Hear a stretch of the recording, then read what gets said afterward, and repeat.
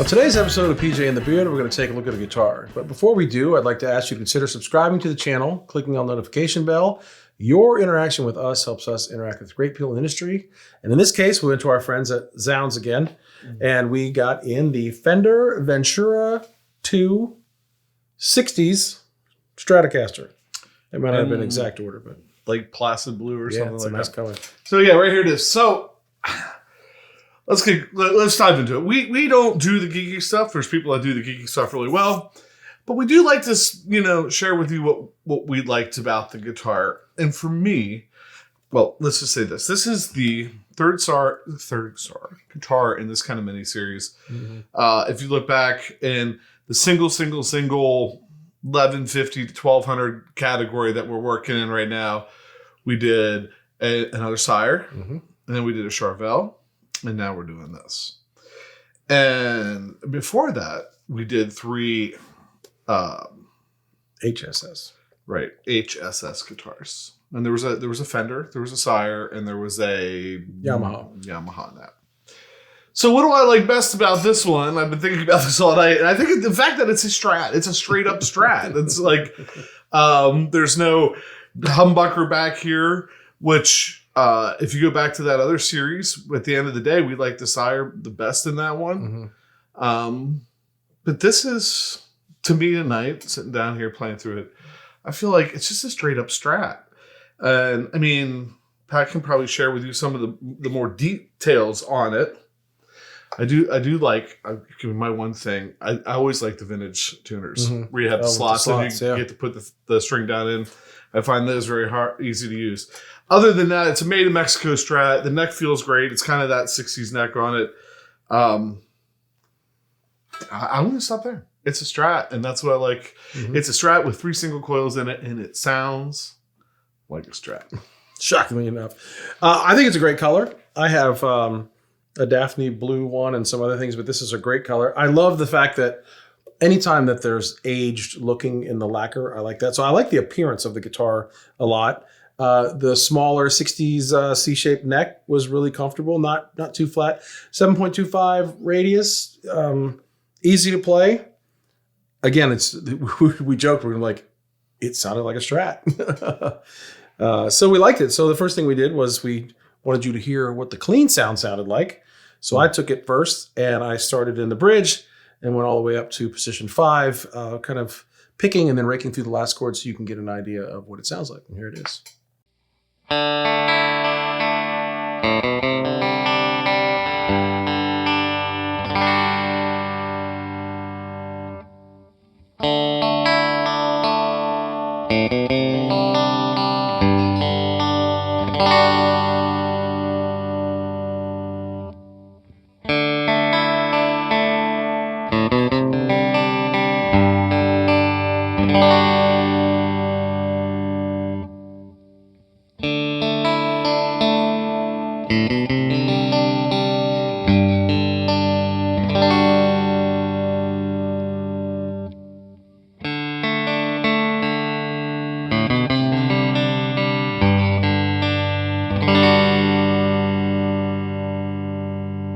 Whenever we do a Strat style guitar, I always like to walk through the pickups too, and just, on an E chord and kind of a little bit of funk and walk through the pickups, see what that sounds like. And it sounds like this.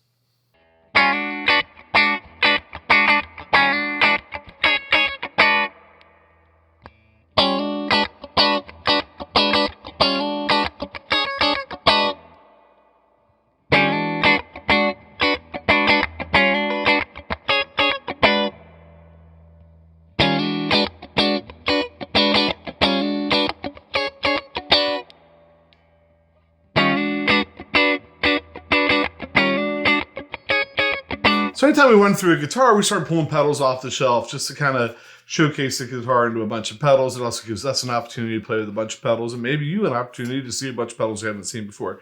I do need to apologize. I think all 3 of my choices are the same pedals I used in the Charvel video that we did for this series. But Pat changed it up a little bit more. So, but for my first one, this pedal, I looked it up. It's been down here almost 3 years. I bought it on sale for $14, and it sat over there on the shelf for almost 3 years. And I'm like, I'm going to play it again. and it is the Behringer Super Fuzz, the SF300. And it's in the exact same setting it was last week, but man, when you had the Strat and the neck pickup and got down there past the 12th fret, it started doing you started to pop some octaves out. I'm like, wow, that's cool. Right. And then if you hit that open E and play a little bit, then it gets almost like ring mod octave craziness. And I loved it. Here it is.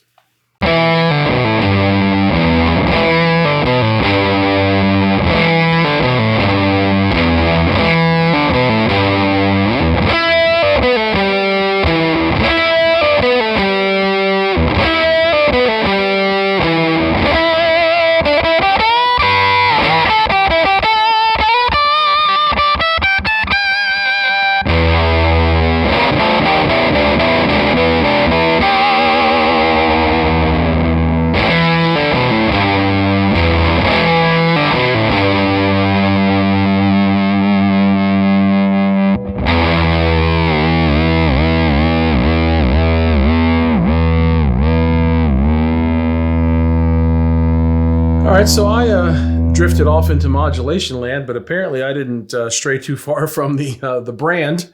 I wanted to play a tremolo, and I play all different ones, and I happened to look behind some of the other tremolos, and hiding back there was the Ultra Tremolo UT300 from Behringer. And I thought, well, let's give it a shot. It's probably in that $25 to $30 range. I may have paid $35 because they were hard to find initially, but I played it with the star of the show. I think I had it on position 4 and had some echo tour through the Tyler, and here it is.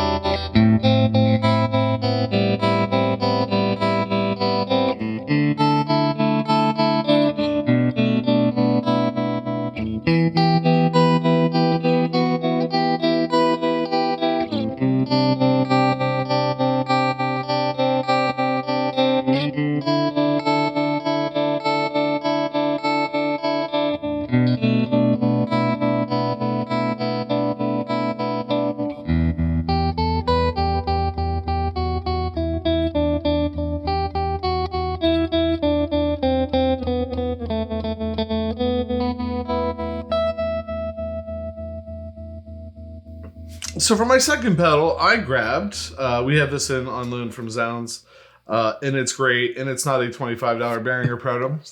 So we're stepping up the game now for you. I grabbed the Depths by Earthquaker. We have so many great vibes out here from the Vibe series. You should go check out the Vibe series, but this is only going to be here for a little bit, and I keep, great. I want to play that. We have to shoot a video on it soon.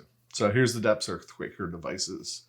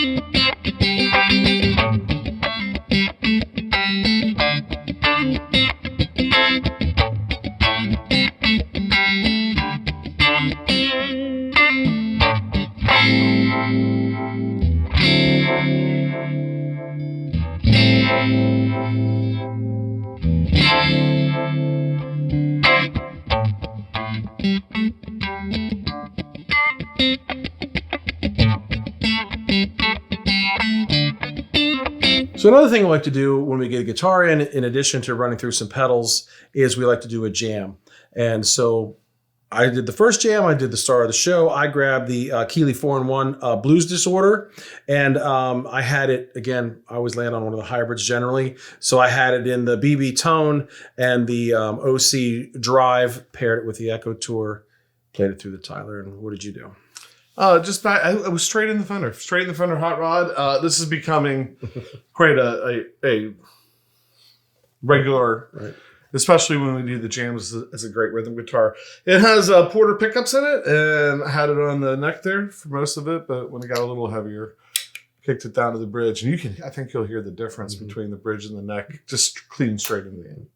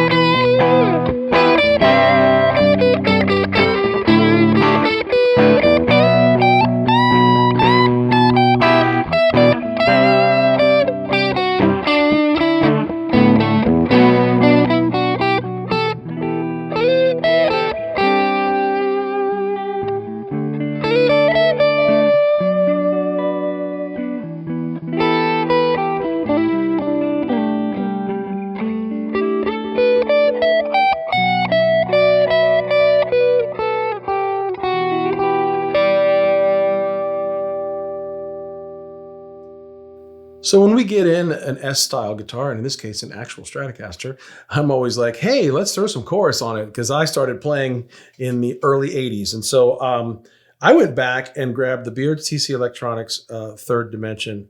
Great pedal. It's got the buttons. I thought that would be less cocktailing, but I farted around with it for quite a while. But I landed on positions 1 and 4. I had the Echo Tour on, had the Strat in 2, and played this.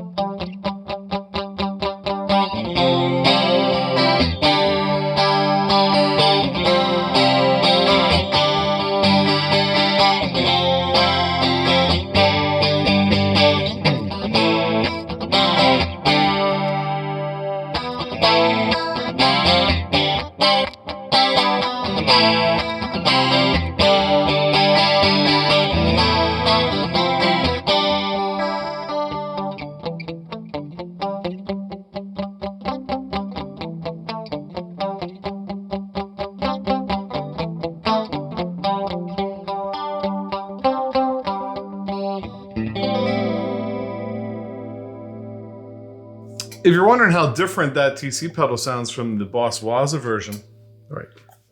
We have a video on that. I'll put a card up here.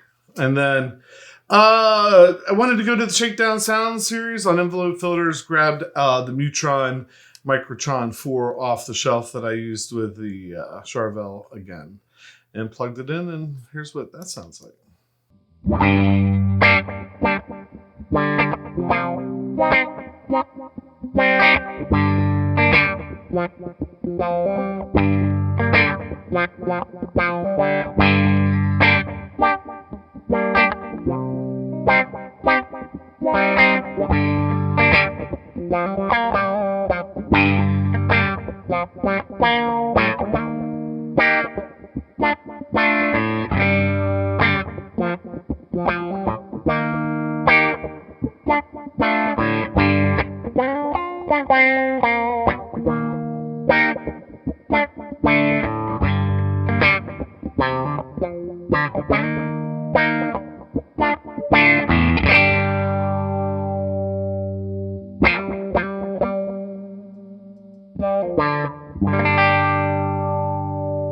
All right, for my last clip, I went with some drive, and a lot of times I want to play on that bridge humbucker with drive, but I'm like, this is a Strat, and I want to play it on the neck.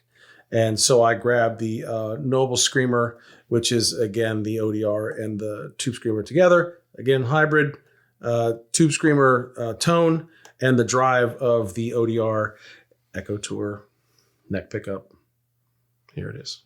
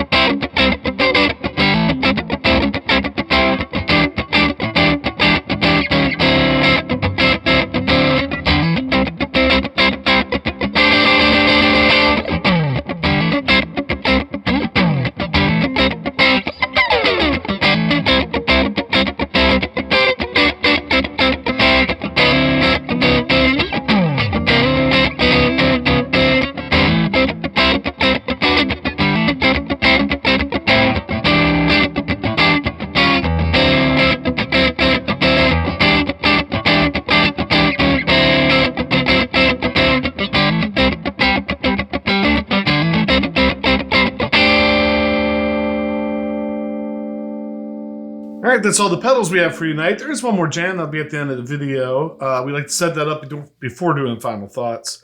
I took it for a spin this time. Go figure. Plugged into the direct drive. I had a lot of times for these jams go back to home base, just because, I mean, I know this pedal into the Echo Tour and the Tyler, I have a pretty good idea what that sounds like, and so it helps me to, you know, dial in the guitar the way I want it. How'd you back that up? I played the PRS NF3, which we did a video on, and then I had it away from here for a while because this one is actually mine. And I thought, well, let's bring it back and have it here. So I brought it back tonight, and I played that through the Fender with just some reverb. So, final thoughts?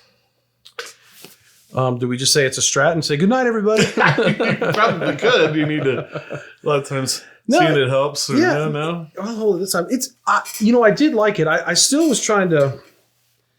With the pickups, the bridge, I had forgotten, this is fair to say, how bright they can be. Because I think a couple of the other S styles I played, maybe that's a little tame. So it was really bright, and I did use it in the jam, and I got too lazy to come back here and roll that back. But I think that hot bridge helped for a pretty nice spanky 2, because I think that's part of the important formula of 2. So I like 2. I don't think I ventured onto 3. And 4 and 5, and I did the one on the neck. So, I mean, it did what you want it to for a Strat. I think with these 60s, they're probably a little lower output. Again, the neck was super comfortable. The fit and finish was great. The neck with this lacquer, it was great. It was easy to play. I used the tremolo a little bit. It was an easy night. Sometimes we talk about whether we struggle or not. If it's something that we're not used to, we're pretty familiar with the Strat. So it made for a pretty easy night, and I thought we got some pretty nice tones out of it. My history with the Strat, I started as a Strat guy on the teal green American Deluxe up there that my wife won't let me take out because she hates the color.